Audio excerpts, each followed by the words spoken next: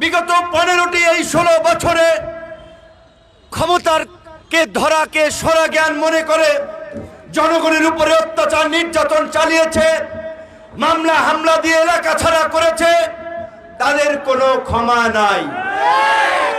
সরকারকে আমরা বলেছিলাম আওয়ামী লীগের মতো এই ফ্যাসিস্ট রাজনৈতিক দল, গণহত্যাকারী খুনির দল, এদেরকে যদি বাংলাদেশের রাজনীতি থেকে নিষিদ্ধ না করা হয়, আগামীর বাংলাদেশে এরকমের ফ্যাসিস্ট তৈরি হবে, খুনি স্বৈরাচার তৈরি হবে।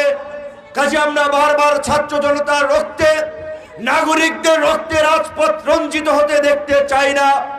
আমরা চাই এই ফাঁসিবাদী ব্যবস্থার চিরতরে বিলুপ ঘটুক, আওয়ামী লীগ রাজনৈতিকভাবে নিষিদ্ধ হোক এবং আওয়ামী লীগের সাধারণ যারা সমর্থক, নিরীহ নেতা কর্মী, তারা প্রয়োজনে নতুন নামে নতুন ভাবে রাজনীতি করবে।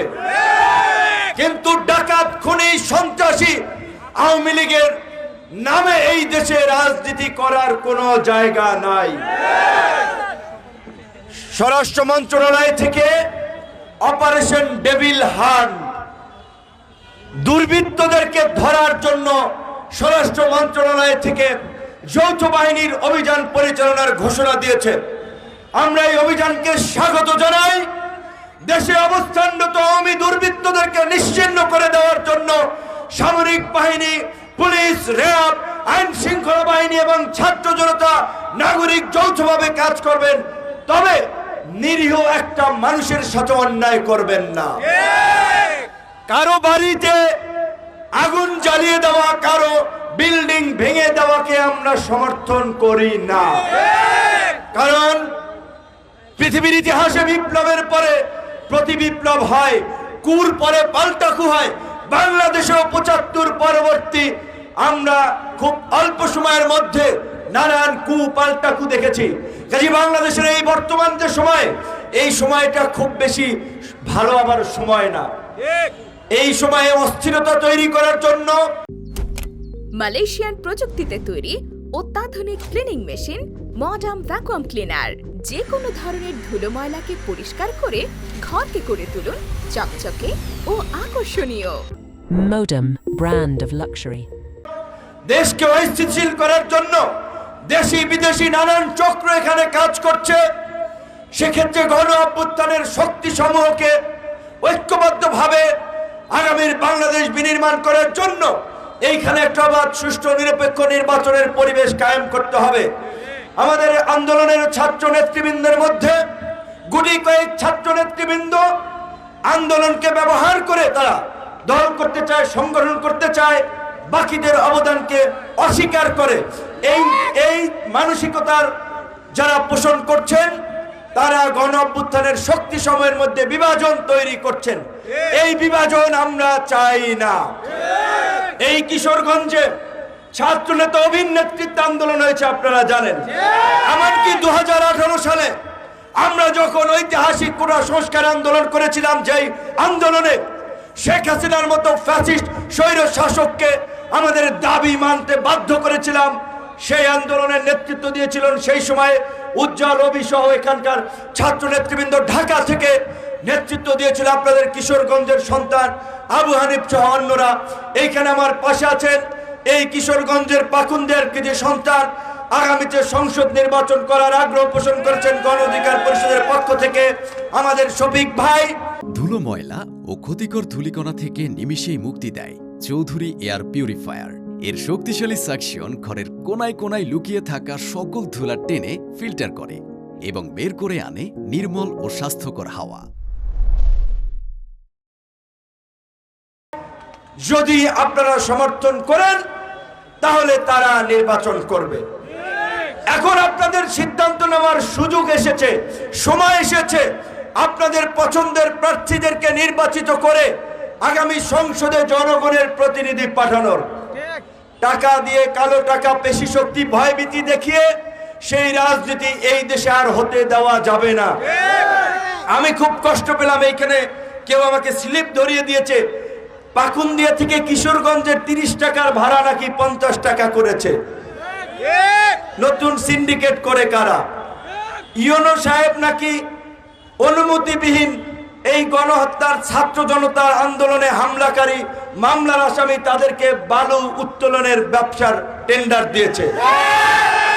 কোন ক্ষেত্রে কোন রাজনৈতিক দলের উৎপাতে এখনই মানুষ আবার অতিষ্ঠ হয়ে যাচ্ছে। এই লক্ষণ কিন্তু কারোর জন্য ভালো না। যারা উৎপাত করবেন, জনগণের বিরুদ্ধে দাঁড়াবেন, গণবিরোধী কর্মকাণ্ড করবেন, আওয়ামী লীগের দিকে কিন্তু তাকান। অতীতেই বেশি দূর যাওয়া লাগবে না, অতীতে যাওয়া লাগবে না। আওয়ামী লীগ কিন্তু নিকটেই আছে, তাদের নির্মম নিষ্ঠুর পতন আপনারা লক্ষ্য করুন। আমরা গণ অভ্যুত্থানের পরে জন আকাঙ্ক্ষার নতুন বাংলাদেশ বিনির্মাণ করার কথা বলছি। আজকে এই জন আকাঙ্ক্ষার বাংলাদেশ বিনির্মাণ শুধুমাত্র ঢাকা শহরের প্রতিষ্ঠিত ব্যবসায়ী এলিট শ্রেণীর মানুষ দিয়ে হবে না। এই জন আকাঙ্ক্ষার বাংলাদেশ বিনির্মাণ করার জন্য হাওর পাওয়ার গ্রাম মফস্বল সর্বস্তরের মানুষের প্রতিনিধিত্ব এই সংসদে থাকা লাগবে। তার জন্য আমরা চাই এদেশের কৃষক, শ্রমিক, সাধারণ মেহনতি মানুষ তারাও রাজনীতি করুক, রাজনীতিতে নেতৃত্ব দেখ, নির্বাচনে অংশগ্রহণ করে গণমানুষের কথা ওই সংসদে গিয়ে বলুক। কৃষি প্রধান দেশে এই হাওর অঞ্চল আরো কৃষির জন্য বিখ্যাত জায়গা, কিন্তু এখানকার মানুষের যে সমস্যা আমরা প্রতি বছর দেখি, হাওরের মৌসুমে নানান ধরনের সমস্যা, বর্ষায় তলিয়ে যায়, মানুষের চলাচলের সমস্যা। আজানের পরে আর 2-1 মিনিট বলি, শেষ করব। আজানটা যাক।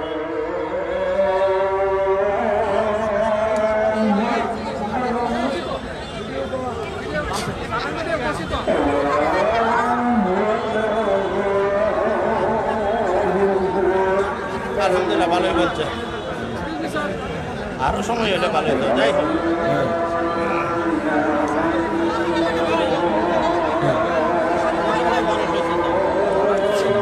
ভাই আল্লাহ মান সম্মান ইজ্জত রাখছে, বিএনপি মিটিং দেওয়ার পরেও মানুষ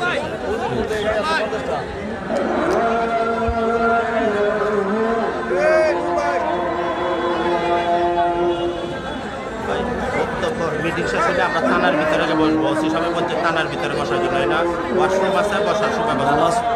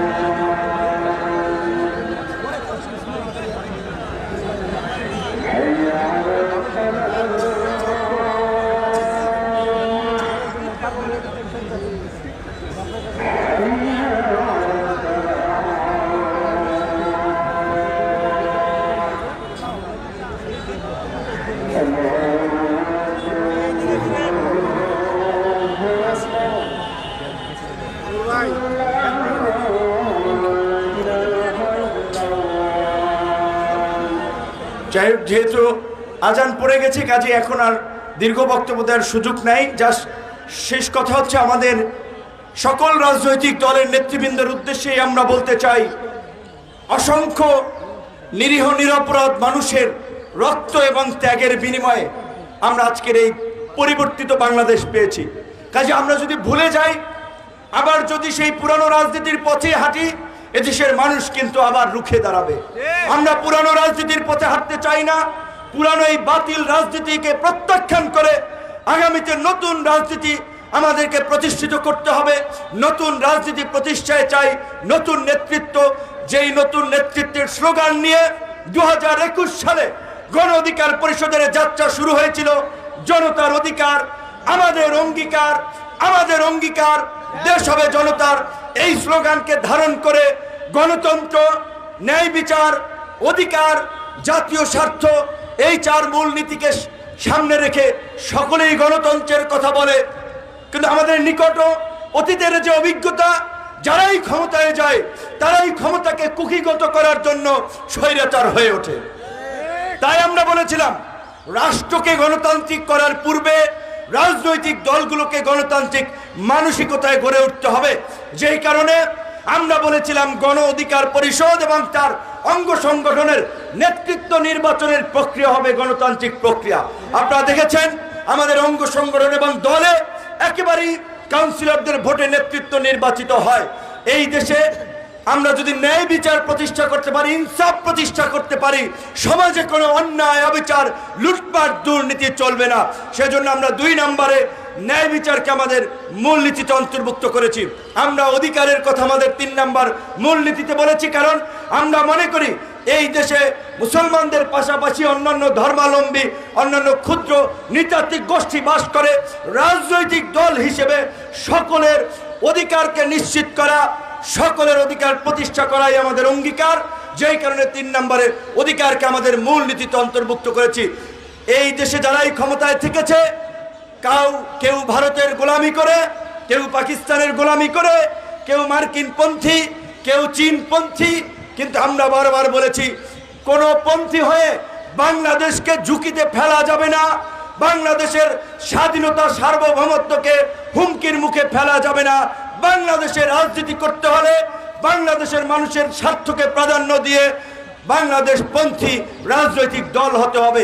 যেই কারণে আমরা 4 নম্বর মূলনীতিতে আমাদের দেশের জাতীয় স্বার্থকে প্রাধান্য দিয়েছি।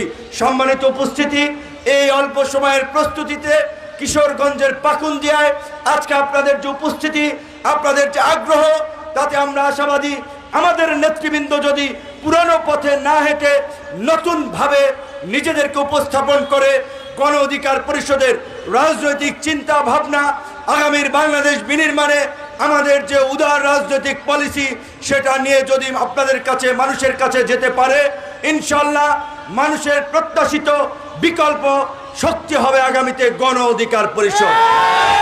জনতার অধিকার আমাদের অঙ্গীকার।